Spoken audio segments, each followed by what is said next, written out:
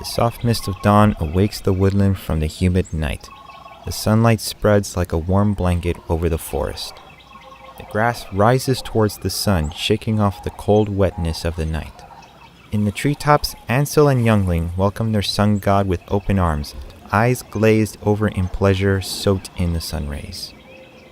Ansell and Yungling are ringtail lemurs. Their ancestors rafted to Madagascar 60 million years ago and evolved in total seclusion from the rest of the world. However, we are not in Madagascar. We are deep in Florida's wilderness in a natural preserve created to save lemurs from extinction.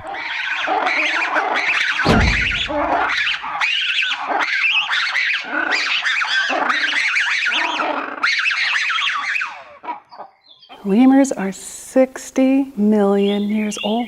They're like living fossils. They're very important to man and their evolutionary growth. So as habitat destruction continues and deforestation continues, the places where they can live get smaller and smaller. Because of that, there are fewer lemurs on the island. About 90% of the species are endangered or critically endangered. If something isn't done, lemurs will not exist anymore. Tucked in a 9-mile free-range forest enclosure, Ansell, Yungling, and their twin baby girls are hidden away from Madagascar's political unrest, aggressive deforestation, illegal logging, and exotic pet trade. The ringtail family, together with the other lemur inhabitants of the forest, are now part of a species survival plan.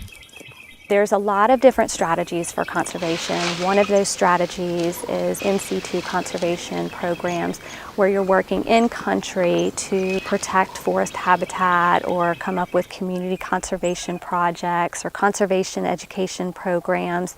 Another strategy is to not focus on necessarily protecting the natural habitat for the lemurs, but to have these managed breeding programs that really can become a safety net for the animals.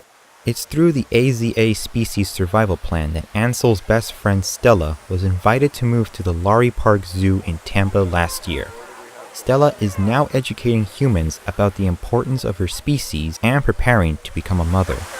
A zoo holds what's called a stud book. It's kind of like a dating service, and they regulate who can mate with who so that you make sure you have the best genes viable to make sure that the species continues. We do managed breeding programs with other AZA zoos. Because of that, we're able to create a genetic safety net for these animals when they go extinct in the wild. Without these captive breeding programs, these animals would go extinct in captivity as well.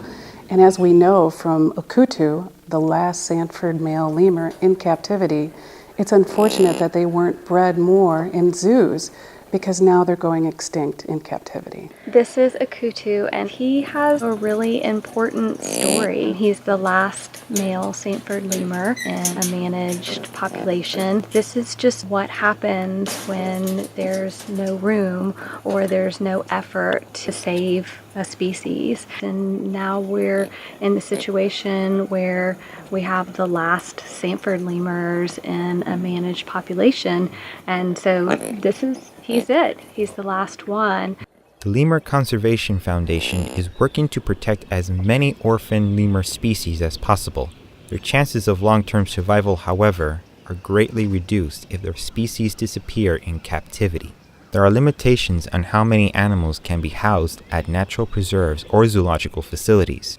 No reintroduction into the wild is possible if there is no home to return to. Since lemurs live only on one island, the island of Madagascar, there is an expiration date.